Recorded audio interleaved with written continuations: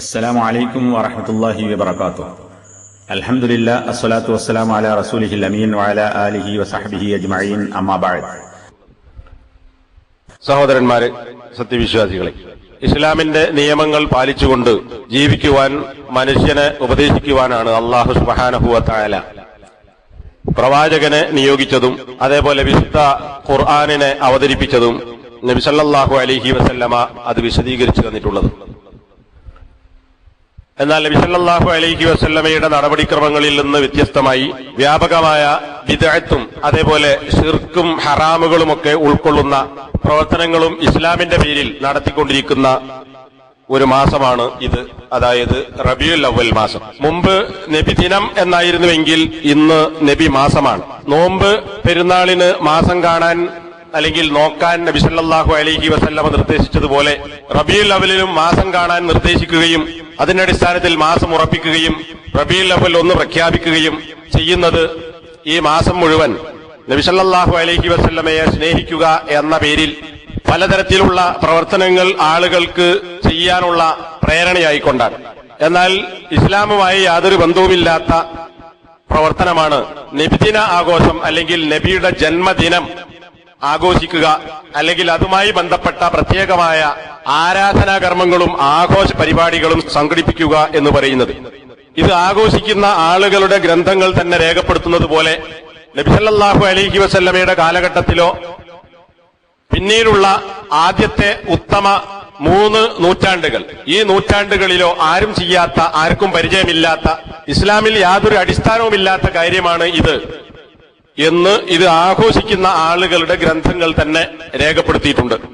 കുറച്ചുകൂടി നമ്മൾ പരിശോധിച്ചാൽ ലോകത്ത് ഈ സംഗതി ആദ്യമായി നടപ്പിലാക്കിയത് ഈജിപ്തിൽ ഭരണത്തിലേറിയ ഫാത്തിമിയാക്കൾ എന്നറിയപ്പെടുന്ന ഷിയാക്കളിലെ ഏറ്റവും കടുത്ത വിഭാഗമായ റാഫിളിയാക്കൾ അംഗീകരിക്കുന്ന അല്ലെങ്കിൽ അവരുടെ സൃഷ്ടിയാണ് എന്ന് പറയാവുന്ന ഫാത്തിമിയ വിഭാഗക്കാരാണ്.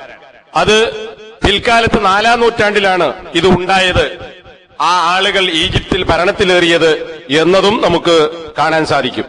ഫാത്തിമിയാക്കൾ എന്ന് കേൾക്കുമ്പോൾ നമ്മൾ വിചാരിക്കുക നബി സല്ലല്ലാഹു അലൈഹി വസല്ലമയുടെ മകൾ ഫാത്തിമ റളിയല്ലാഹു അൻഹയെ പിന്തുണക്കുന്ന അല്ലെങ്കിൽ ഫാത്തിമ റളിയല്ലാഹു അൻഹയുമായി ഏതെങ്കിലും നിലക്ക് ബന്ധമുള്ള ആളുകളായിരിക്കും ഇവർ എന്നതാണ്. എന്നാൽ പ്രസിദ്ധ പണ്ഡിതനായ അബൂശാമ അദ്ദേഹത്തിന്റെ റൗളത്തൈനി ഫി അഖ്ബാരി റൗളത്തൈൻ എന്ന് പറയുന്ന ഗ്രന്ഥത്തിൽ അദ്ദേഹം വിശദീകരിച്ചിട്ടുള്ളത് ഫാത്തിമിയാക്കൾ എന്ന് പറയുന്ന ആളുകൾ രാജ്യത്തിന്റെ, അതായത് ഇസ്ലാമിക രാജ്യത്തിന്റെ പല ഭാഗങ്ങളും അവർ കീഴ്പ്പെടുത്തുകയും ഭരണം സ്ഥാപിക്കുകയും ചെയ്തു. ഈ ആളുകൾ ഒരിക്കലും ഈ ഒരു ഭരണത്തിനോ ഫാത്തിമിയാക്കൾ എന്ന ഒരു പേരിനോ അർഹരല്ല. പക്ഷെ അവർ അറിയപ്പെടുന്നത് അങ്ങനെയാണ്. എന്നാൽ അവരുടെ യഥാർത്ഥ അടിസ്ഥാനം എന്ന് പറയുന്നത് ബനു ഉബൈദ്കാർ എന്നതാണ്. ഉബൈദിന്റെ പിതാവ് ആയ ഖദ്ദാഹ് എന്നറിയപ്പെടുന്ന വ്യക്തി ക്രിസ്ത്യാനിയായിരുന്നു എന്ന്, അതുപോലെ തന്നെ മജൂസിയായിരുന്നു, നിരീശ്വരവാദിയായിരുന്നു, ചില ആളുകൾ ജൂതനായിരുന്നു എന്നൊക്കെ രേഖപ്പെടുത്തിയിട്ടുണ്ട്. ഇതൊക്കെ അബൂശാമ അദ്ദേഹത്തിന്റെ ഈ പറയുന്ന അർ-റൗളത്താൻ ഫി അഖ്ബാരി ദൗലത്തൈൻ എന്ന് പറയുന്ന ഗ്രന്ഥത്തിൽ രേഖപ്പെടുത്തിയിട്ടുള്ള കാര്യങ്ങളാണ്. ഉബൈദ് എന്ന് പിൽക്കാലത്ത് അറിയപ്പെട്ട ഈ വ്യക്തി മുകളിൽ പറഞ്ഞ ഈ വംശപാരമ്പര്യമാണ് അദ്ദേഹത്തിനുള്ളത്. മാത്രവുമല്ല ഉബൈദ് എന്നതായിരുന്നില്ല അദ്ദേഹത്തിന്റെ പേര്, അതായത് ഉബൈദിയാക്കൾ എന്നും ഈ ആളുകൾ അറിയപ്പെടാറുണ്ട്. അതായത് ഉബൈദിലേക്ക് ചേർത്തുകൊണ്ട് അദ്ദേഹത്തിന്റെ പേര് ഉബൈദ് എന്നായിരുന്നില്ല, സഈദ് എന്നായിരുന്നു. പിന്നീട് അദ്ദേഹം മൊറോക്കോയിലെ പ്രദേശങ്ങളിൽ പ്രവേശിക്കുകയും അവിടെ പ്രവർത്തനങ്ങൾ നടത്തുകയും ചെയ്തപ്പോൾ ഉബൈദുള്ള എന്ന ഒരു പേര് സ്വീകരിച്ചു, അള്ളാഹുവിലേക്ക് ചേർത്തിക്കൊണ്ട്. മാത്രവുമല്ല അദ്ദേഹം അലി റളിയല്ലാഹു അൻഹുവിനെ അംഗീകരിക്കുന്ന ഫാത്തിമി വിഭാഗത്തിൽപ്പെട്ട ആളാണ് എന്നും വാദിക്കാൻ തുടങ്ങി. ഈ വാദം ഷിയാക്കളിലെ കടുത്ത വിഭാഗമായ റാഫിളിയാക്കൾ അംഗീകരിക്കുകയും അതുമുതൽ ഈ പറയുന്ന ഖദ്ദാഹ് എന്ന നിരീശ്വരവാദിയുടെ സന്താനമായി ജനിച്ചിട്ടുള്ള ഈ വ്യക്തി തന്റെ പേര് മാറ്റി ഉബൈദുള്ള എന്ന് പറഞ്ഞ് പിന്നീട് ഫാത്തിമിയ എന്ന പേര് സ്വീകരിച്ച് അങ്ങനെ ലോകത്ത് അറിയപ്പെട്ട ആളുകളാണ്.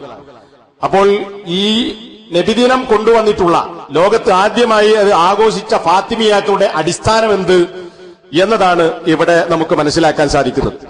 മാത്രവുമല്ല അബൂശാമ രേഖപ്പെടുത്തുന്നു വക്കാന സിന്ദീഖൻ ഖബീസൻ അദുവൻ ലിൽ ഇസ്ലാം മുതലാഹിറൻ ബിത്തസയ്യുർ മുസ്തതിറൻ ബിഹി ഹരീസൻ അലാ ഇസാലത്തിൽ മില്ലത്തിൽ ഇസ്ലാമിയ.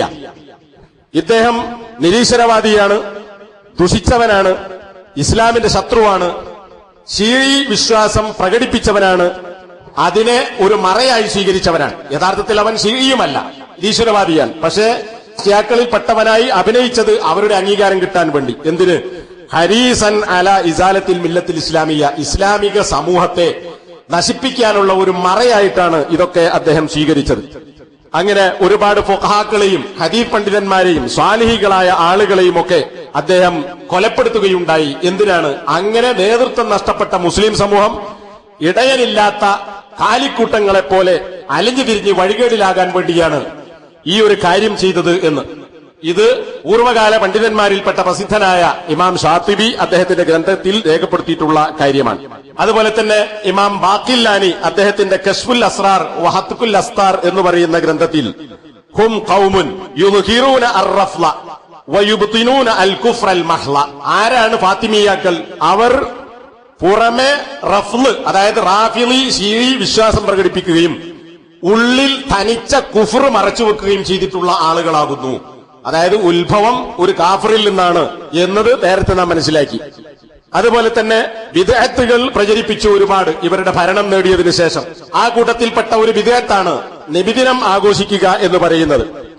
നബിയുടെ ജന്മദിനം മാത്രമല്ല, വേറെ ഒരുപാട് കാര്യങ്ങൾ നേരത്തെ ആഘോഷിക്കുക എന്നത് അവരുടെ സ്വഭാവത്തിൽപ്പെട്ടതായിരുന്നു. ഫാത്തിമ റളിയല്ലാഹു അൻഹയുടെ ജന്മദിനം, ഹസൻ റളിയല്ലാഹു അൻഹുവിന്റെ ജന്മദിനം, അതുപോലെ തന്നെ ഹുസൈൻ റളിയല്ലാഹു അൻഹുവിന്റെ ജന്മദിനം, പിന്നെ ആ കാലഘട്ടത്തിലെ ഭരണാധികാരിയുടെ ജന്മദിനം, പിന്നീട് ജൂത ക്രിസ്ത്യാനികൾ ആഘോഷിച്ചിരുന്ന നൗറോസ്, അതായത് പുതുവർഷ ആരംഭ ആഘോഷം. ഇങ്ങനെയുള്ള ഒരുപാട് ആഘോഷങ്ങൾ അവരിലുണ്ടായിരുന്നു. ഈ ആഘോഷങ്ങളുടെ കൂട്ടത്തിൽ നബി സല്ലല്ലാഹു അലൈഹി വസല്ലമയുടെ ജന്മദിനത്തിന്റെ ആഘോഷം എന്ന് പറയുന്ന ഒരു ആഘോഷം കൂടി ഇവർ കടത്തിക്കൊണ്ടുവന്നു. നേരത്തെ പറഞ്ഞ പണ്ഡിതന്മാരെ വധിക്കുക, എന്തിനാണ്? ഇവർ ചെയ്യുന്ന ബിദ്അത്തുകളെ എതിർത്താൽ ആ പണ്ഡിതന്മാരെ കൊന്നുകളയുക എന്നത് ഇവരുടെ ഒരു സ്വഭാവമായിരുന്നു. ഇമാം അബൂബക്കർ അൻ-നാബൽസി അദ്ദേഹം ഇവർ ചെയ്യുന്ന ബിദ്അത്തുകളെ എതിർത്തു. അദ്ദേഹം പറഞ്ഞു, ഇന്നക്കും ഗയ്യർതുമുൽ മില്ല, നിങ്ങൾ ഈ സമൂഹത്തെ അല്ലെങ്കിൽ മുസ്ലിം സമൂഹത്തിന്റെ ആദർശത്തെ നിങ്ങൾ മാറ്റിക്കളഞ്ഞിരിക്കുന്നു. വഅത്ഫഅതും നൂറസുന്ന, പ്രവാചക ചര്യയുടെ നടപടിക്രമങ്ങളെ നിങ്ങൾ കെടുത്തിക്കളഞ്ഞിരിക്കുന്നു.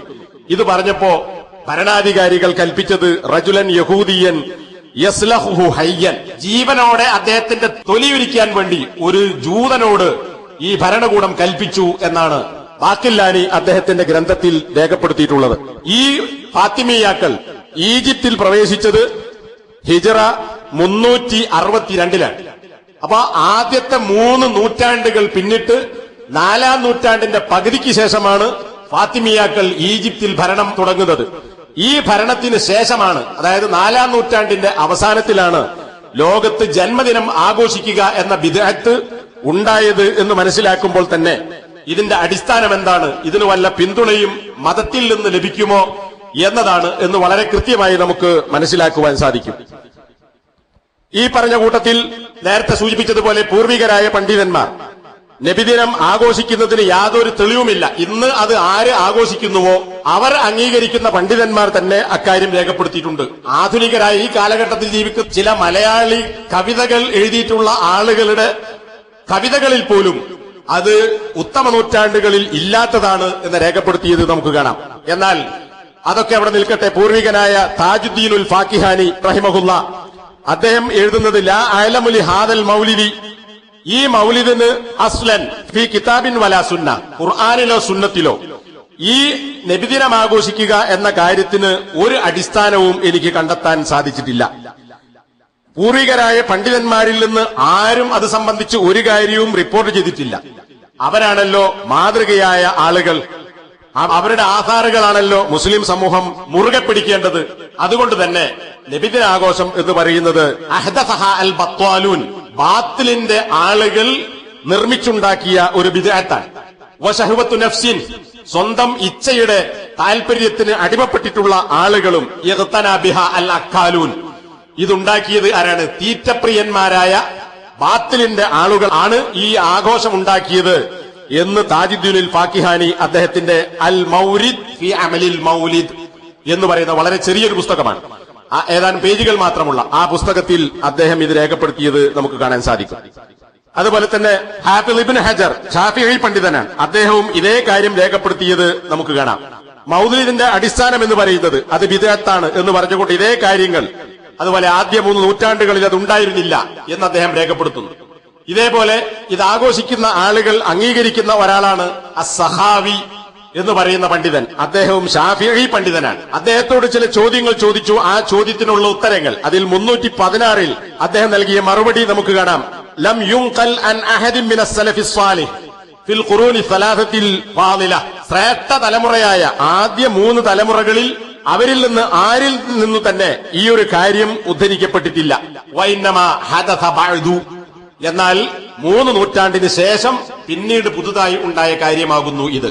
3 നൂറ്റാണ്ടിന് ശേഷം എന്ന് പറഞ്ഞാൽ നേരത്തെ പറഞ്ഞ ഫാത്തിമിയാക്കളുടെ ഭരണകാലഘട്ടത്തിൽ 4-ാം നൂറ്റാണ്ടിലെ ആദ്യ പകുതിക്ക് ശേഷമാണ് ഇത് ഉണ്ടായത് എന്നർത്ഥം. അപ്പോ മുൻ മാതൃകയില്ലാത്ത ഉത്തമ നൂറ്റാണ്ടിൽപ്പെട്ട ആരും ചെയ്തിട്ടില്ലാത്ത ഖുർആനിലോ ഹദീസിലോ തെളിവില്ലാത്ത ഒരു കാര്യമാണ് എന്നതാണ്. രണ്ടാമതായി ഇത് പുതുതായി ഉണ്ടാക്കപ്പെട്ട മതത്തിലെ ബിദ്അത്തുകളിൽപ്പെട്ടതാണ്. ഇത് മുകളിൽ പറഞ്ഞ വാചകത്തിൽ നിന്ന് തന്നെ നമുക്ക് മനസ്സിലാക്കാൻ സാധിക്കും. ബിദ്അത്തിനോടുള്ള സമീപനം എന്താണ്? ഒരുപാട് ഹദീസുകളിലൂടെ നമുക്കത് കാണാം. ഇമാം മുസ്ലിം രേഖപ്പെടുത്തിയ ഹദീസ് എല്ലാ പ്രസംഗങ്ങളുടെയും മറ്റും തുടക്കത്തിലുള്ള ഖുതുബത്തുൽ ഹാജ അതിൽ നമ്മൾ കേൾക്കുന്നതാണ്. നബി സല്ലല്ലാഹു അലൈഹി വസല്ലമയുടെ മാർഗമാണ് ഏറ്റവും നല്ല മാർഗം. പിന്നെയോ മോശപ്പെട്ടത് എന്താ? വശറൽ ഉമൂരി മുഹ്ദസാതുഹാ. കാര്യങ്ങളിൽ വെച്ച് മോശമായത് പുതുതായി ഉണ്ടാക്കപ്പെട്ട കാര്യങ്ങളാണ്. വകുല്ലു മുഹ്ദസത്തിൻ ബിദ്അ. പുതുതായി ഉണ്ടാക്കപ്പെട്ട എല്ലാ കാര്യങ്ങളും അത് അനാചാരമാണ്. വകുല്ലു ബിദ്അത്തിൻ ദലാല. എല്ലാ അനാചാരവും വഴികേടാണ്. വകുല്ലു ദലാലത്തിൻ ഫിന്നാർ. എല്ലാ വഴികേടും നരകത്തിലാകുന്നു എന്നത് നബി സല്ലല്ലാഹു അലൈഹി വസല്ലമ തന്റെ സംസാരത്തിന്റെ തുടക്കത്തിൽ പലപ്പോഴും പറയാറുണ്ടായിരുന്ന ഒരു കാര്യമാണ്. മറ്റൊരിക്കൽ നബി സല്ലല്ലാഹു അലൈഹി വസല്ലമ സുബ്ഹ് നമസ്കാരത്തിന് ശേഷം നീണ്ട ഒരു പ്രസംഗം നടത്തി.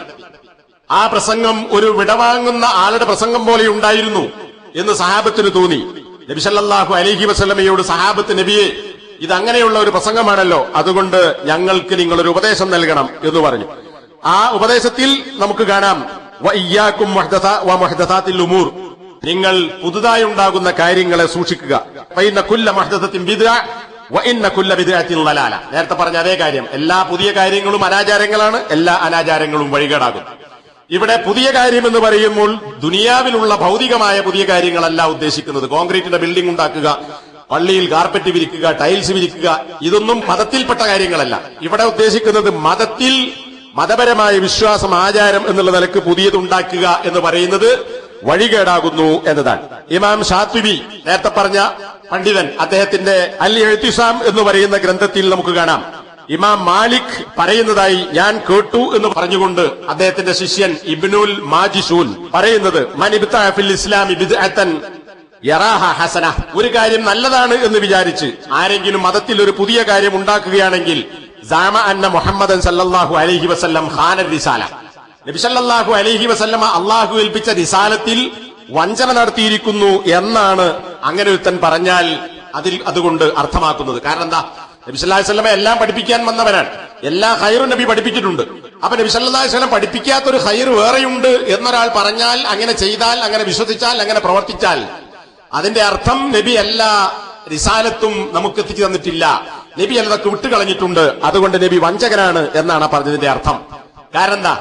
അല്ലാഹു സുബ്ഹാനഹു വ തആല സൂറത്തുൽ മാഇദയിലെ 3-ാമത്തെ ആയത്തിൽ പറഞ്ഞിട്ടുണ്ട്, ഇന്ന് നിങ്ങളുടെ മതത്തെ നിങ്ങൾക്ക് ഞാൻ പൂർത്തിയാക്കി തന്നിരിക്കുന്നു എന്ന്. അപ്പൊ നബി പൂർത്തിയാക്കപ്പെട്ടിട്ടില്ല ദീൻ എന്നാണ്. ഇനിയും ഒരു പുതിയ കാര്യമുണ്ട് എന്ന് പറഞ്ഞാൽ അതിന്റെ അർത്ഥം ഫമാലം യകുൻ യൗമഇദിൻ ദീനൻ. ഖുർആൻ അവതരിക്കുന്ന നബി സല്ലല്ലാഹു അലൈഹി വസല്ലമ ജീവിച്ചിരിക്കുന്ന കാലഘട്ടത്തിൽ മതമല്ലാത്ത ഒരു കാര്യം ഫലാ യകൂനുൽ യൗമ ദീന, ഇന്ന് അതായത് നബിക്ക് ശേഷം ദീനാവുകയില്ല. അപ്പൊ നബിയുടെ കാലഘട്ടത്തിൽ എന്താണോ ദീൻ അതാണ് പിന്നീടും ദീൻ. നബിയുടെ കാലഘട്ടത്തിൽ ദീനല്ലാത്ത ഒരു കാര്യം പിന്നീട് ഒരിക്കലും ദീനാവുകയില്ല എന്നത് ഇത് നമ്മളാരും പറഞ്ഞതല്ല. പൂർവ്വകാല പണ്ഡിതനായ ഇമാം ഷാത്തിബി അദ്ദേഹത്തിന്റെ അൽ ഇഅ്തിസാമിൽ രേഖപ്പെടുത്തിയിട്ടുള്ള കാര്യമാണ്.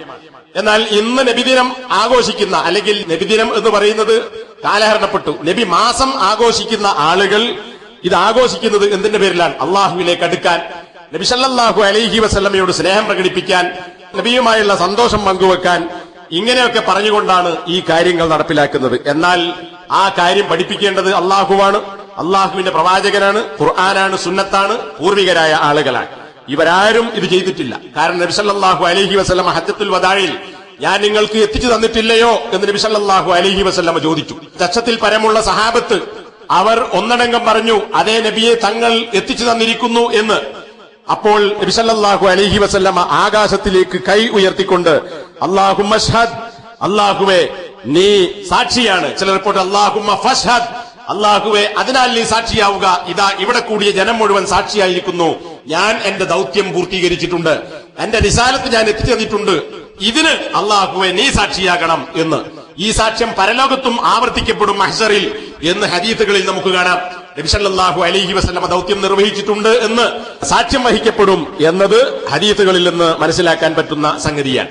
അതുകൊണ്ട് തന്നെ ഇത് തീർത്തും ബിദ്അത്തിൽപ്പെട്ട ഉപേക്ഷിക്കപ്പെടേണ്ടുന്ന ഒരു കാര്യമാണ്.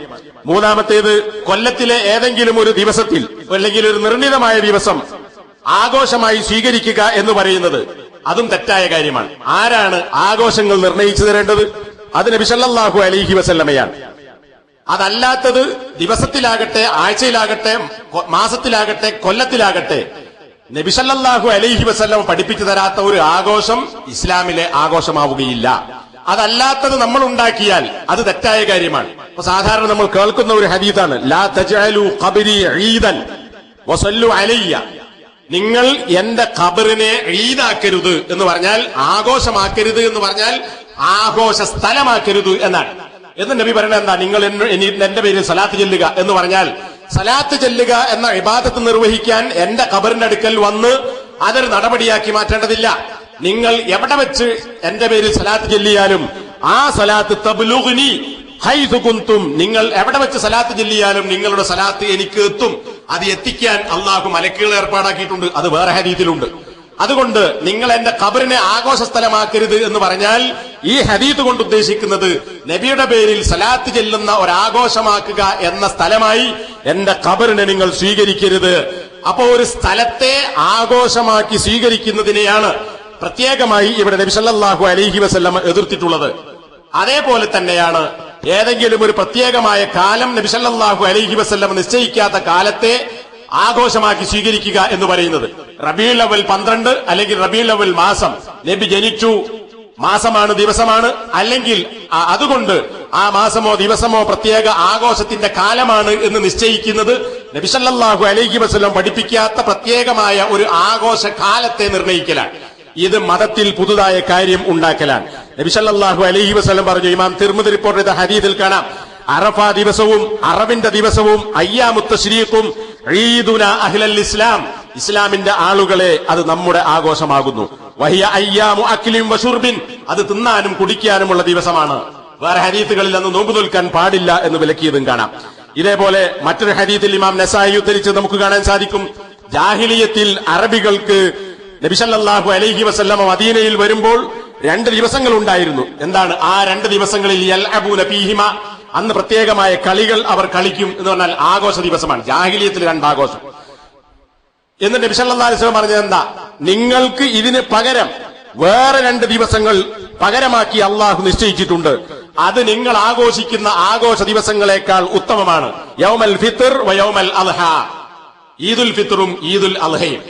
അപ്പൊ എന്താ നബി സല്ലല്ലാഹു അലൈഹി വസല്ലം പറഞ്ഞോ, നിങ്ങൾ ആഘോഷിക്കുന്ന ആഘോഷം അതവിടെ നിന്നോട്ട്, അത് ഒഴിവാക്കണ്ട, ഞാൻ വേറെ 2 ആഘോഷം തരാം എന്നല്ല, മറിച്ച് നിങ്ങളുടെ ആഘോഷത്തിന് പകരം അതിനേക്കാൾ ഉത്തമമായ 2 ആഘോഷങ്ങൾ നിങ്ങൾക്ക് അള്ളാഹു നിശ്ചയിച്ചു തന്നിരിക്കുന്നു എന്നതാണ്. അപ്പൊ ഇതിലൂടെ എന്താണ് മനസ്സിലാക്കേണ്ടത്? പണ്ഡിതന്മാർ എന്താണ് വിശദീകരിച്ചിട്ടുള്ളത്? ഒരു പ്രത്യേകമായ സമയത്തിനോ ദിവസത്തിനോ ആഴ്ചക്കോ മാസത്തിനോ കൊല്ലത്തിനോ കൊല്ലത്തിലൊരു ദിവസത്തിനോ പ്രത്യേകമായ ആഘോഷമായി കൽപ്പിക്കുകയും അങ്ങനെ ആഘോഷിക്കുകയും ചെയ്യുക എന്ന് പറയുന്നത് നബി സല്ലല്ലാഹു അലൈഹി വസല്ലമ നിശ്ചയിച്ചിട്ടുള്ള ആഘോഷ സമയങ്ങളെ അല്ലെങ്കിൽ കാലങ്ങളെ അട്ടിമറിക്കലാണ്. അതുകൊണ്ട് തന്നെ ഇസ്ലാം പഠിപ്പിച്ചിട്ടില്ലാത്ത, അള്ളാഹുവോ പ്രവാചകനോ പഠിപ്പിച്ചിട്ടില്ലാത്ത ഒരു പ്രത്യേകമായ സമയത്തുള്ള ആഘോഷമാകുന്നു ഇത് എന്നത് നമ്മൾ മനസ്സിലാക്കണം. അതുകൊണ്ട് തന്നെ മുസ്ലിങ്ങൾ അത് ചെയ്യാൻ പാടില്ല. 4ാമതായി, ഈ ആഘോഷം എന്ന് പറയുന്നത് ജൂത ക്രിസ്ത്യാനികളായ ആളുകളോട് സാദൃശ്യം പുലർത്തലാണ്. നമുക്കറിയാം, നിരവധി ഹദീസുകളിൽ നിങ്ങൾ അവരോട് സാദൃശ്യം പുലർത്തരുത് എന്ന് പറഞ്ഞ ഹദീസുകളുണ്ട്. ജൂത ക്രിസ്ത്യാനികളോട് നിങ്ങൾ എതിരാകണം എന്ന് പഠിപ്പിക്കുന്ന ഒരുപാട് കാര്യങ്ങളുണ്ട്. 20-ലധികം വിഷയങ്ങൾ ജൂത ക്രിസ്ത്യാനികളോട് മുഖാലഫത്ത് പുലർത്താൻ വേണ്ടി നബി സല്ലല്ലാഹു അലൈഹി വസല്ലം പഠിപ്പിച്ചത് കാണാം. അപ്പൊ എന്താ രണ്ടുമുണ്ട്. നിങ്ങൾ അവിടെ അവരോട് സാദൃശ്യപ്പെടരുത് എന്ന് പറഞ്ഞു, നിങ്ങൾ അവരോട് എതിരാകണം എന്ന് ചില വിഷയങ്ങളിൽ നബി സല്ലല്ലാഹു അലൈഹി വസല്ലമ പ്രത്യേകമായി പഠിപ്പിക്കുകയും ചെയ്തു. എന്നാൽ ഇതിന് വിരുദ്ധമായി ഈ ജൂതക്രിസ്ത്യാനികളായ ആളുകൾ ചെയ്തുകൊണ്ടിരുന്ന കാര്യങ്ങളോട് സാദൃശ്യം പുലർത്തുക എന്ന് പറയുന്നതും ഈ നബിദിനാഘോഷത്തിലുള്ള തെറ്റായ ഒരു കാര്യമാണ് എന്നത് നമുക്ക് മനസ്സിലാക്കാൻ സാധിക്കും. നബി സല്ലല്ലാഹു അലൈഹി വസല്ലം പറഞ്ഞു, ഖിയാമത്ത് നാൾ സംഭവിക്കുകയില്ല ഹത്താ തഅഖുദ ഉമ്മത്തി ബിഅഖ്ദിൽ ഖുറൂനി ഖബ്ലഹാ.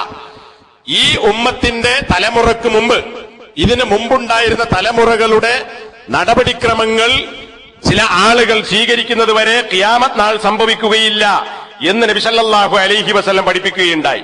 ശിബ്റൻ ബിശിബ്രിൻ വദിറാഅൻ ബിദിറാഇൻ, മുഴത്തിന് മുഴമായും ചാണിന് ചാണായും. അപ്പോൾ നബിയോട് ചോദിക്കപ്പെട്ടു, പാരിസവർ റൂം, റോമക്കാരെയും പേർഷ്യക്കാരെയും പോലുള്ള ആളുകളെയാണോ നബിയെ നിങ്ങൾ ഉദ്ദേശിച്ചത്? വഖാല വമനിന്നാസു ഇല്ലാ ഉലൈക്. ഇവിടെ ജനങ്ങൾ എന്നതുകൊണ്ട് ഉദ്ദേശിക്കുന്നത് അവരല്ലാതെ പിന്നെ ആരാണ്? അപ്പോ ഇത് ബുഖാരിയുടെ റിപ്പോർട്ടാണ്. ഈ റിപ്പോർട്ടിലുള്ളത് റോമക്കാരെയും പേർഷ്യക്കാരെയും പോലെയുള്ള പൂർവിക സമുദായങ്ങളെ ചാണിന് ചാണായും മുഴത്തിന് മുഴമായും പിൻപറ്റുന്ന കാലം ഖിയാമത്ത് നാളിൽ ഉണ്ടാകും എന്നതാണ്. എന്നാൽ മറ്റു ചില ഹദീസുകളിൽ ഇമാം ബുഖാരി തന്നെ റിപ്പോർട്ട് ചെയ്തിട്ടുള്ളതിൽ അവർ ഒരു ഉടുമ്പിന്റെ മാളത്തിൽ പ്രവേശിച്ചാൽ മുസ്ലിങ്ങളിൽപ്പെട്ട ചില ആളുകളും ആ ഉടുമ്പിന്റെ മാളത്തിൽ പ്രവേശിക്കും എന്ന് പറഞ്ഞാൽ അത്രക്ക് ചാണിന് ചാണായി അവരെ പിന്തുടരും. ഉടുമ്പിന്റെ മാളം തന്നെ നമുക്കറിയാം, ഒരു കൂർത്ത മുഖമുള്ള നീണ്ട പല്ലിയെ പോലുള്ള ഒരു ജീവിയാണ്. ഇത് മാളത്തിലേക്ക് കയറിപ്പോകും. അതിന് മാത്രം പാകമുള്ള ഒരു മാളമാണ്. ആ ഒരു മാളത്തിൽ ജൂതക്രിസ്ത്യാനി കയറിയാൽ അതിൽ കയറാൻ മുസ്ലിങ്ങളിൽപ്പെട്ട ആളുകൾ ശ്രമിക്കും എന്നതാണ് ഇന്ന് നടന്നുകൊണ്ടിരിക്കുന്നത്. അതാണ് ഇവരെന്തൊക്കെ കാട്ടിക്കൂട്ടുന്നുവോ അതിനനുസരിച്ച കാര്യങ്ങൾ മതത്തിൽ നബിദിനത്തിന്റെ കാര്യത്തിൽ മാത്രമല്ല മറ്റൊരുപാട് വിഷയങ്ങളിൽ അവരെ മാതൃകയാക്കിക്കൊണ്ട് ജൂതക്രിസ്ത്യാനികളായ ആളുകൾ കടത്തിക്കൂട്ടുന്നു. ഇപ്പൊ ഈ അടുത്ത് ഒരു ചങ്ങാതി, ഒരു മുസ്ലിം നാമധാരിയായ സർവമത സത്യവാദത്തിന്റെ ആള് ഖുർആൻ അകമ്പൊരുൾ എന്ന പേരിൽ ഒരു പരിഭാഷ ഇറക്കിയിട്ടുണ്ട്. ചില മാപ്പിളമാരായ നേതാക്കന്മാർ അതിന്റെ ഉദ്ഘാടന അതുപോലെ തന്നെ പ്രസിദ്ധീകരണ ചടങ്ങിൽ പങ്കെടുത്തു നമുക്ക് കാണാം. അതിൽ പറയുന്നത് സർവമത സത്യവാദമാണ്. അതുപോലെ തന്നെ ജൂതക്രിസ്ത്യാനികളിൽ അങ്ങനെയുണ്ട്, അതുകൊണ്ട് ഇങ്ങനെയാകണം എന്നൊക്കെ പറയുന്ന ഒരുപാട് വാചകങ്ങൾ ഖുർആനിന്റെ തഫ്സീറായി എഴുതപ്പെട്ട ഗ്രന്ഥത്തിൽ നമുക്ക് കാണാൻ സാധിക്കും. ഈ അടുത്തും അദ്ദേഹത്തിന്റെ ഒരു വിഷയം വിവാദമായി കേരളത്തിൽ നടക്കുകയുണ്ടായി, ഒരു വിവാഹം. ഞാൻ പറഞ്ഞു വന്നത്, എന്ത് വിഷയത്തിലാകട്ടെ ജൂതക്രിസ്ത്യാനികളെ മാതൃകയാക്കുന്ന പിന്തുടരുന്ന ഒരു സമ്പ്രദായം മുസ്ലിങ്ങളിൽ ഉണ്ടാകുമെന്ന് പറയുന്നത് മുത്തഫഖുൻ അലൈഹിയായ ഹദീസിലൂടെ നബി സല്ലല്ലാഹു അലൈഹി വസല്ലം താക്കീത് ചെയ്തിട്ടുള്ളതാണ്. ഇവിടെ എന്താണുള്ളത്? ജൂതക്രിസ്ത്യാനികളായ ആളുകൾ അവരുടെ മഹാന്മാരായ ആളുകളുടെ ജന്മദിനം ആഘോഷിക്കുന്നു. ഈസാ നബി അലൈഹി സ്വലാത്തു വസ്സലാമിന്റെ ജന്മദിനം ആഘോഷിക്കുന്നു ക്രിസ്ത്യാനികൾ. അതുപോലെ തന്നെ ജൂതന്മാരും വേറെ പലതിന്റെയും അവർ ആഘോഷിക്കുന്നു. അവരിൽ മരിച്ചുപോയ വാഴ്ത്തപ്പെട്ടവരും മറ്റുമായ പലരുടെയും പേരിൽ. അതേപോലെ മുസ്ലിങ്ങളും മുസ്ലിങ്ങൾക്ക് വേണ്ടി ഒരു ജന്മദിനാഘോഷം നടപ്പിലാക്കി ജൂതക്രിസ്ത്യാനികളോട് സാദൃശ്യമായി, റോമക്കാരോടും പേർഷ്യക്കാരോടും സാദൃശ്യമായി എന്നതാണ് ഇവിടെ കാണാൻ കഴിയുന്ന കാര്യം. അഞ്ചാമത്തേത്, ജന്മദിനം ആഘോഷിക്കുക എന്നത് ഒരു തെളിവുള്ള കാര്യമാണ് എങ്കിൽ ഇതിനേക്കാൾ ആഘോഷിക്കേണ്ടുന്ന കാര്യം നബി സല്ലല്ലാഹു അലൈഹി വസല്ലമയെ പ്രവാചകനായി നിശ്ചയിച്ചതിനെ ആഘോഷമാക്കുക എന്നതാണ്. കാരണം എന്താണ്? വിശുദ്ധ ഖുർആൻ സൂറത്തു ആല ഇംറാനിലെ 164-ാമത്തെ ആയത്തിൽ അള്ളാഹു പറഞ്ഞതായി കാണാം, ലഖദ് മന്നല്ലാഹു അലൽ മുഅ്മിനീന. തീർച്ചയായും അള്ളാഹു സുബ്ഹാനഹു വ തആല സത്യവിശ്വാസികൾക്ക് അനുഗ്രഹം ചെയ്തിരിക്കുന്നു. ഇദ് ബഅസ ഫീഹിം റസൂലൻ മിൻ അൻഫുസിഹിം. അവർക്ക് അവരിൽ നിന്ന് തന്നെയുള്ള ഒരു ദൂതനെ അള്ളാഹു അയച്ചപ്പോൾ, അല്ലെങ്കിൽ അയച്ചത് കാരണമായി. അപ്പോ മനുഷ്യർക്ക് മനുഷ്യരിൽപ്പെട്ട, അറബികളിലേക്ക് അറബികളിൽപ്പെട്ട ഒരു വ്യക്തിയെ പ്രവാചകനായി അയച്ചപ്പോൾ അള്ളാഹു വിശ്വാസികൾക്ക് മിന്നത്ത് ചെയ്തിരിക്കുന്നു. അപ്പൊ നബി സല്ലല്ലാഹു അലൈഹി വസല്ലമയെ നിയോഗിച്ചു എന്നത് ഈ ഉമ്മത്തിന്, അത് മുസ്ലിങ്ങൾക്കായിരുന്നാലും അല്ലാത്തവർക്കായിരുന്നാൽ, ഇവിടെ ഉമ്മത്തു ദഅവയാണ്, ഉമ്മത്തുൽ ഇജാബയല്ല ഉദ്ദേശിക്കുന്നത്. മുഹമ്മദ് നബിയുടെ കാലഘട്ടം മുതൽ ലോകാവസാനം വരെയുള്ള ആളുകൾ ഉമ്മത്തു ദഅവത്താണ്. നബിയുടെ ദഅവത്തിന് കേൾക്കാൻ ബാധ്യസ്ഥരായ ആളുകളാകുന്നു. ആ നിലക്ക് ഉമ്മത്തിന് രണ്ടായി പണ്ഡിതന്മാർ വേർതിരിച്ചത് കാണാം. ഒന്ന് നബിയുടെ ദഅവത്ത് സ്വീകരിച്ച ആളുകൾ, അത് ഉമ്മത്തുൽ ഇജാബ. അപ്പൊ ഈ ഉമ്മത്തു ദഅവയാണ് ലോകത്തുള്ള മുഴുവൻ മനുഷ്യന്മാരും. ഇവർക്കൊക്കെ അനുഗ്രഹമാണ് ഒരു പ്രവാചകനെ അല്ലാഹു സുബ്ഹാനഹു വ തആല അയച്ചു. ആ പ്രവാചകന്റെ പണി എന്താ? ആയത്തുകൾ ഓതിക്കേൾപ്പിക്കുന്നു, അവർക്ക് വേദഗ്രന്ഥം പഠിപ്പിച്ചു കൊടുക്കുന്നു, ഹിക്മത്ത് പഠിപ്പിക്കുന്നു. വഇൻ കാനൂ മിൻ ഖബ്ല ലഫീ ളലാലിൻ മുബീൻ. മുമ്പ് ഇവർ വ്യക്തമായ വഴികേടിലായിരുന്നു. ആ വഴികേടിൽ നിന്ന് രക്ഷപ്പെടുത്താൻ അല്ലാഹു സുബ്ഹാനഹു വ തആല പ്രവാചകനെ അയച്ചു എന്ന് പറയുന്നത് വലിയ ഒരു നിഅമത്താണ് എന്നതാണ് ഈ ആയത്ത് പഠിപ്പിക്കുന്നത്. അപ്പോൾ ഒരു സ്ഥലത്തും നബി സല്ലല്ലാഹു അലൈഹി വസല്ലമ ജനിച്ചു എന്നത് വലിയ സന്തോഷിക്കാൻ വകയുള്ള ഒരു മിന്നത്താണ്, ഒരു നിഅമത്താണ് എന്ന് ഖുർആനോ ഹദീസോ പഠിപ്പിച്ചിട്ടില്ല. ഇവിടെ അല്ലാഹു സുബ്ഹാനഹു വ തആല മിന്നത്തായി എടുത്തു പറഞ്ഞത് നബി ജനിച്ചു എന്നതല്ല, നബി സല്ലല്ലാഹു അലൈഹി വസല്ലമയെ പ്രവാചകനായി നിശ്ചയിച്ചു, അയച്ചു തന്നു എന്നതാണ്. അപ്പൊ നബി ജനിച്ച ദിവസമാണ് ഇവർ ആഘോഷിക്കുന്നതെങ്കിൽ അതിലേറെ ആഘോഷിക്കാൻ തെളിവുള്ളത് അല്ലാഹു സുബ്ഹാനഹു വ തആല മുഹമ്മദ് നബി സല്ലല്ലാഹു അലൈഹി വസല്ലമയെ പ്രവാചകനായി അയച്ചു എന്ന കാര്യമാണ്. എന്നാൽ എന്തുകൊണ്ട് ആ ഒരു ദിവസം ഇവർ ഇതുപോലുള്ള ആഘോഷമാക്കി മാറ്റുന്നില്ല? അന്ന് മൗലിദ് പാടി, ഭക്ഷണം വിളമ്പി, അതുപോലെ ഇതുപോലുള്ള പേക്കൂത്തുകൾ, പ്രകടനങ്ങളും ഘോഷയാത്രകളും ആണും പെണ്ണും കൂടിക്കലരലും അതുപോലെ തന്നെ മ്യൂസിക്കുകളും പാട്ടുകളും ഇങ്ങനെയുള്ള ഹറാമുകൾ ചെയ്ത് എന്തുകൊണ്ടാണ് ഇതിനെ അവർ ആഘോഷമാക്കാത്തത്? അങ്ങനെ തെളിവ് പറയുകയാണെങ്കിൽ, തെളിവ് വ്യാഖ്യാനിക്കാനെങ്കിലും പഴുതുള്ളത് നബി സല്ലല്ലാഹു അലൈഹി വസല്ലമയെ അള്ളാഹു പ്രവാചകനായി അയച്ചു എന്ന കാര്യത്തെയാണ്. ആറാമത്തെ കാര്യം, മതത്തിൽ യാതൊരു അടിസ്ഥാനവും മുകളിൽ പറഞ്ഞതിൽ നിന്ന് മനസ്സിലാക്കാവുന്നതുപോലെ നബിദിനാഘോഷം എന്നതിന് ചരിത്രപരമായും യാതൊരു അടിസ്ഥാനവുമില്ല എന്നതാണ്. അപ്പം മതത്തിന്റെ പിൻബലമില്ല, ചരിത്രത്തിന്റെ പിൻബലമില്ല. എന്താണ് ചരിത്രത്തിന്റെ പിൻബലമില്ല എന്ന് പറയാൻ കാരണം? നേരത്തെ നമ്മൾ പറഞ്ഞു, ഒന്നാമതായി ആദ്യത്തെ 3 ഖുറൂനിൽ ആരും ഏറ്റവും ശ്രേഷ്ഠരായ ആളുകൾ ജീവിച്ച നബിയേക്കാൾ വലിയ ശ്രേഷ്ഠൻ വേറെയില്ല. നബി സല്ലല്ലാഹു അലൈഹി വസല്ലമയുടെ സഹാബത്തിനേക്കാൾ വലിയ ശ്രേഷ്ഠന്മാരായ ആളുകളില്ല. അവരാരും ഇത് ആഘോഷിച്ചിട്ടില്ല. അവരെ പിൻപറ്റി തുടർന്നു വന്ന വല്ലദീന തബഅഹും ബി ഇഹ്സാൻ എന്ന് പറയുന്ന ആദ്യകാല സഹാബത്തിനെ പിൻപറ്റി വന്ന പിന്നീട് വന്ന സഹാബികളോ, സഹാബത്തിനെ പിൻപറ്റി വന്ന പിന്നെ അടുത്ത തലമുറയോ അതിനടുത്ത തലമുറയോ ഇവരാരും തന്നെ ഈ ഒരു ആഘോഷം ചെയ്തിട്ടില്ല. അപ്പൊ മതത്തിന്റെ പിൻബലമില്ല, ചരിത്രപരമായ പിന്തുണയും അതിനില്ല. പിന്നെ ആരാണ് ഇത് ഉണ്ടാക്കിയത്? നേരത്തെ പറഞ്ഞ നിരീശ്വരവാദികളിൽ നിന്ന് ജനിച്ചു വന്ന, അതിന്റെ ആശയം ഉള്ളിൽ മറച്ചുവെച്ച് ഷിയായിസം പ്രകടിപ്പിച്ച് മുസ്ലിങ്ങളെ നശിപ്പിക്കാൻ വേണ്ടി രംഗത്ത് വന്ന, ലോകത്ത് ഒരുപാട് ദുഷിച്ച തിന്മകളും അതുപോലെ തന്നെ ജാറം കെട്ടിപ്പടുക്കുക, ഖബറും കെട്ടിപ്പടുക്കുക, അവിടെ ഇബാദത്തുകൾ നടത്തുക എന്ന് പറയുന്ന, ലോകത്തുള്ള ഖബർ പൂജ എന്ന് പറയുന്നത് ഒന്നാമതായി ഉണ്ടാക്കിയ ഈ ഫാത്തിമിയാക്കളുടെ സൃഷ്ടിയാണ് നബിദിനം എന്നതാണ് നമുക്ക് മനസ്സിലാക്കാൻ സാധിക്കുന്നത്. ഇനി അതിന്റെ മറ്റു ചില ചരിത്രപരമായ വസ്തുക്കൾ പരിശോധിച്ചാൽ, നബി സല്ലല്ലാഹു അലൈഹി വസല്ലമയുടെ ജന്മദിനം ആഘോഷിക്കണമെങ്കിൽ എന്നാണ് നബി സല്ലല്ലാഹു അലൈഹി വസല്ലമ ജനിച്ചത് എന്ന് അറിയണം. ആദ്യമായി ഏതു വർഷമാണ് എന്ന് നിർണയിക്കണം. നബി സല്ലല്ലാഹു അലൈഹി വസല്ലമ ജനിച്ച വർഷത്തെ സംബന്ധിച്ച് തന്നെ പല അഭിപ്രായങ്ങളുമുണ്ട്. ഒന്നാമതായി, ആ കാലഘട്ടത്തിൽ ഇന്നത്തെ പോലെ ഇന്ന വർഷം, ഇത്രാമത്തെ മാസം, ഇത്രാമത്തെ തീയതി എന്ന് രേഖപ്പെടുത്തുന്ന ഒരു സമ്പ്രദായമേ ഉണ്ടായിരുന്നില്ല. അങ്ങനെ ഉണ്ടെങ്കിലല്ലേ ഇന്ന വർഷം, ഇന്ന മാസം, ഇന്ന തീയതിയിൽ നബി ജനിച്ചു എന്നൊരു ചരിത്രം ഉണ്ടാവുക? അങ്ങനെയില്ല. പിന്നെ എന്താണ് അറബികൾ കാലനിർണയത്തിന് ഉപയോഗിച്ചിരുന്നത്? ആനക്കലഹ സംഭവം, അതായത് അബ്രഹത്തും സൈന്യവും ആ കഅബ പൊളിക്കാൻ വേണ്ടി വന്നത്. അപ്പൊ അതിനെ ആനക്കലഹ സംഭവം എന്ന് രേഖപ്പെടുത്തി. ഹുദൈബിയ സന്ധി ഉണ്ടായി, അതിനെ ആമുൽ ഹുദൈബിയ സന്ധിയുടെ വർഷം എന്ന് പറഞ്ഞു. ഹജ്ജത്തുൽ വദാ ഉണ്ടായി, അത് ഹജ്ജത്തുൽ വദാഇന്റെ വർഷം എന്ന് പറഞ്ഞു. ഇങ്ങനെയാണ് ജാഹിലിയത്തിലും ഇസ്ലാമിന്റെ ആദ്യ കാലഘട്ടത്തിലും അബൂ സിദ്ദീഖിന്റെ ഭരണകാലഘട്ടത്തിലും ഒക്കെ രേഖപ്പെടുത്തിയത്. പിന്നീട് ഉമർ ഇബ്നുൽ ഖത്താബ് റളിയല്ലാഹു അൻഹുവിന്റെ കാലഘട്ടത്തിലാണ് കാലനിർണയം, തീയതി രേഖപ്പെടുത്തുക എന്ന ഒരു സമ്പ്രദായം ഉണ്ടായിത്തീർന്നത്. പണ്ഡിതന്മാരുമായി കൂടിയാലോചിച്ച്, സഹാബത്തുമായി കൂടിയാലോചിച്ച് നടപ്പിലാക്കപ്പെട്ട കാര്യമാണ്. എന്നാൽ അഭിപ്രായങ്ങളിൽ ഏറ്റവും മികച്ചു നിൽക്കുന്നതും ഭൂരിപക്ഷ പണ്ഡിതന്മാർ രേഖപ്പെടുത്തിയിട്ടുള്ളതും ഈ പറയുന്ന ആനക്കലഹ സംഭവത്തിൽ ആമുൽ ഫീൽ, സൂറത്തുൽ ഫീൽ, ആ പ്രതിപാദിക്കപ്പെട്ട വർഷം, അന്ന് ആ വർഷത്തിലാണ് നബി ജനിച്ചത് എന്നാണ്. അപ്പൊ അവിടെ വ്യത്യസ്ത അഭിപ്രായങ്ങളുണ്ട് എന്ന് മനസ്സിലാക്കുക. രണ്ടാമത്തേത് മാസം. ഇവിടെ 2 അഭിപ്രായങ്ങളുണ്ട്. ഒന്ന്, റബീഉൽ അവ്വൽ മാസത്തിലാണ് നബി സല്ലല്ലാഹു അലൈഹി വസല്ലമ ജനിച്ചത്. രണ്ടാമത്തെ അഭിപ്രായം, റമളാൻ 12 തിങ്കളാഴ്ചയാണ് നബി ജനിച്ചത് എന്ന് രേഖപ്പെടുത്തപ്പെട്ടത് നമുക്ക് കാണാൻ സാധിക്കും. സുബൈർ ഇബ്നു ബക്കാറിൽ നിന്ന് ഇബ്നു അബ്ദുൽ ബർ എന്ന് പറയുന്ന പ്രമുഖ ചരിത്രകാരനും പണ്ഡിതനും അദ്ദേഹം രേഖപ്പെടുത്തിയിട്ടുള്ള അഭിപ്രായമാണ് റമളാൻ 12 തിങ്കളാഴ്ച. അപ്പൊ റമളാനിലാണ്, റബീഉൽ അവ്വലിലാണ്. 2 അഭിപ്രായങ്ങളുണ്ട്. അതിൽ മികച്ച അഭിപ്രായം റബീഉൽ അവ്വലിലാണ് എന്നതാണ്.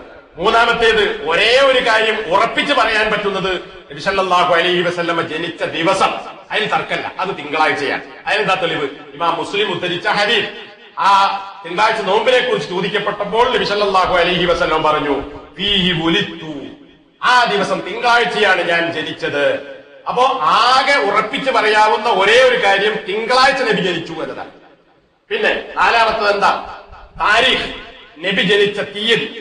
തീയതിയെ സംബന്ധിച്ച് 7 അഭിപ്രായങ്ങൾ നമുക്ക് കാണാൻ സാധിക്കും. 6 അഭിപ്രായങ്ങൾ ഇന്ന് നബിദിനം ആഘോഷിക്കുന്ന ആളുകൾ തന്നെ അംഗീകരിക്കുന്ന ഹാഫിദ് ഇബ്നു കസീർ അദ്ദേഹത്തിന്റെ അൽ ബിദായ വൻ നിഹായ, അതുപോലെ തന്നെ അസീറത്തു നബവിയെ, പ്രവാചക ചരിത്രം, അതുപോലെ ബിദായ നിഹായ, അതും ചരിത്ര ഗ്രന്ഥമാണ്, വളരെ പ്രമുഖമായ ഒരു ഗ്രന്ഥമാണ്, ഒരുപാട് വാല്യങ്ങളുള്ള. ഈ 2 ഗ്രന്ഥത്തിലും അദ്ദേഹം ഈ അഭിപ്രായം രേഖപ്പെടുത്തിയിട്ടുണ്ട്. 6 അഭിപ്രായങ്ങളുണ്ട്. ഏതാണത്? ഒന്ന് റബീഉൽ അവ്വൽ 2-നാണ്, റബീഉൽ അവ്വൽ 8, റബീഉൽ അവ്വൽ 10, റബീഉൽ അവ്വൽ 12, റബീഉൽ അവ്വൽ 17, റബീഉൽ അവ്വൽ 22. ഇങ്ങനെ 6 അഭിപ്രായങ്ങൾ. 7-ാമത്തെ അഭിപ്രായം, അതാണ് ഏറ്റവും പ്രബലമായ അഭിപ്രായം. അതാരാ?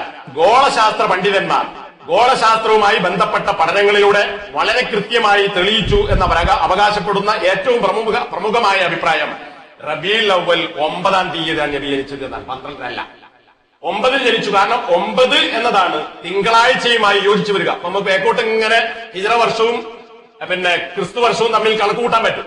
അതിനുള്ള സംവിധാനങ്ങളുണ്ട്. അപ്പൊ ഗോളശാസ്ത്രത്തിന്റെ അടിസ്ഥാനത്തിൽ ഒരുപാട് പണ്ഡിതന്മാർ രേഖപ്പെടുത്തിയ അഭിപ്രായമാണ് ഈ കാര്യം, തിങ്കളാഴ്ചയുമായി ഒത്തുവരണം. അപ്പൊ റബീഉൽ അവ്വൽ 9-ആണ് അതുമായി യോജിച്ചു വരുന്നത് എന്നത്. എന്നാൽ ഇവർ ആഘോഷിക്കുന്നത്, അല്ലെങ്കിൽ ആഘോഷിക്കുന്നത് ഇപ്പോൾ മാസം മുഴുവനുമാണ്, പറയുന്നത് റബീഉൽ അവ്വൽ 12 എന്നതാണ്. ഇനി നബി സല്ലല്ലാഹു അലൈഹി വസല്ലമ ജനിച്ച സമയം, ഈ സമയത്തെക്കുറിച്ച് തഹജ്ജുദിന്റെ സമയത്താണ്, തഹജ്ജുദിന്റെ സമയം ശ്രേഷ്ഠമായത് ആ സമയത്ത് നബി ജനിച്ചു എന്നതുകൊണ്ടാണ് എന്ന് ഇന്ന് ചില ആളുകൾ പ്രചരിപ്പിക്കുന്നു. എന്നാൽ ആ സമയവും കൃത്യമല്ല. അതിൽ പല ആളുകളും രേഖപ്പെടുത്തിയിട്ടുള്ളത് സുബ്ഹിന്റെ സമയത്താണ്, തുലൂഉൽ ഫജ്റിന്റെ സമയത്താണ്, സുബ്ഹിന്റെ സമയത്ത്, ഇപ്പൊ തഹജ്ജുദിന്റെ സമയം കഴിഞ്ഞു എന്നതാണ് പല ഗ്രന്ഥങ്ങളിലും. അതുപോലെ തന്നെ അബ്ദുൽ മുത്തലിബ് പാടിയതായി പറയപ്പെടുന്ന ഒരു പാട്ടിലും രേഖപ്പെടുത്തി, നബിന്റെ വല്യാപ്പ പാടിയ പാട്ടായി പറയപ്പെടുന്ന പാട്ടിലും പറയുന്നത് സുബ്ഹിന്റെ സമയത്ത് എനിക്കൊരു കുട്ടി ജനിച്ചു എന്നതാണ്. 2-ാമത്തെ അഭിപ്രായം, നബി സല്ലല്ലാഹു അലൈഹി വസല്ലമ ജനിച്ചത് പകലിന്റെ മധ്യസമയത്താണ് എന്നതാണ്. അപ്പൊ ഇതിലൊക്കെ അഭിപ്രായ വ്യത്യാസമുണ്ട്. ആകെ ഉറപ്പിച്ച് പറയാൻ പറ്റുന്ന ഒരു കാര്യം, നബി സല്ലല്ലാഹു അലൈഹി വസല്ലമ തിങ്കളാഴ്ച ജനിച്ചു എന്നതാണ് എന്ന കാര്യമാണ്. അല്ലാഹു സുബ്ഹാനഹു വ തആല കാര്യങ്ങളെക്കുറിച്ച് കൃത്യമായി മനസ്സിലാക്കുകയും ഇസ്ലാമിൽ ഒരു അടിസ്ഥാനവുമില്ലാത്ത, അതുപോലെ തന്നെ ചരിത്രപരമായി പരിശോധിച്ചാലും യാതൊരു അടിസ്ഥാനവുമില്ലാത്ത വിഷയമാണ് ഇത് എന്ന് നമ്മൾ മനസ്സിലാക്കണം. ഇത് ഇത്രയും ഗൗരവത്തോടുകൂടി പറയാൻ കാരണം, ഇപ്പോൾ നേരത്തെ ഞാൻ സൂചിപ്പിച്ചതുപോലെ റബീഉൽ അവ്വൽ 1-ന് തുടങ്ങി ലൈറ്റ് കത്തിക്കൽ, ഒരു മുസ്ലിയാരുടെ പ്രസംഗത്തിൽ കേട്ടു, ഏതോ ഒരു വ്യക്തിയുടെ ബൾബ് ഇത്ര റുപ്യക്ക് ഇത്ര ബൾബുള്ളതുണ്ട്, അത് വാങ്ങിക്കോളി, ഓർഡർ ചെയ്താൽ അയാൾ ഹിദമത്തായി കൊണ്ടുവരും. അങ്ങനെ വീടുകളൊക്കെ നൂറുൻ അലാ നൂറായി. നൂറുൻ അലാ നൂർ എന്ന സൂറത്തുൽ നൂർ അല്ലാഹു പറഞ്ഞതാണ്. അത് ഈ നൂറല്ല, ട്യൂബല്ല, ബൾബല്ല പറഞ്ഞത്. അത് ഏതാന്നുള്ളത് ഖുർആൻ തന്നെ മനസ്സിലാവും. അപ്പൊ അങ്ങനെ ആയത്തോതിയിട്ട് കച്ചവടം നടത്തുന്നു. ഇത് ഇന്ന് മുമ്പ് ഏതെങ്കിലും പള്ളിയിലാണെങ്കിൽ ഇന്ന് സർവ്വ പള്ളികളും, സർവ്വ മദ്രസകളും, സർവ്വ ജാറങ്ങളും, ചില വീടുകളും, അതുപോലെ തന്നെ സംഘടനാ ഓഫീസുകളും ഇതൊക്കെ ഇന്ന് ലൈറ്റ് കൊണ്ട് ഒരു മാസം മുഴുവൻ ഫാൻസി ലൈറ്റുകൾ കൊണ്ട് അലങ്കരിക്കുകയാണ്. ഇങ്ങനെ കടുത്ത ബിദ്അത്തിലേക്കും ശിർക്കിലേക്കും പോയിക്കൊണ്ടിരിക്കുന്ന വളരെ മോശപ്പെട്ട ഒരു സാഹചര്യമാണ് എത്ര ഇതിനെ കുറിച്ച് ഉണർത്തിയാലും പോയിക്കൊണ്ടിരിക്കുന്നത് എന്നതുകൊണ്ടാണ് ഇത്രയും കാര്യങ്ങൾ സൂചിപ്പിച്ചത്. അല്ലാഹു സുബ്ഹാനഹു വ തആല ഈ കാര്യങ്ങൾ മനസ്സിലാക്കുവാനും ബിദ്അത്തിൽ നിന്ന് വിട്ടുനിൽക്കുവാനുമുള്ള തൗഫീഖ്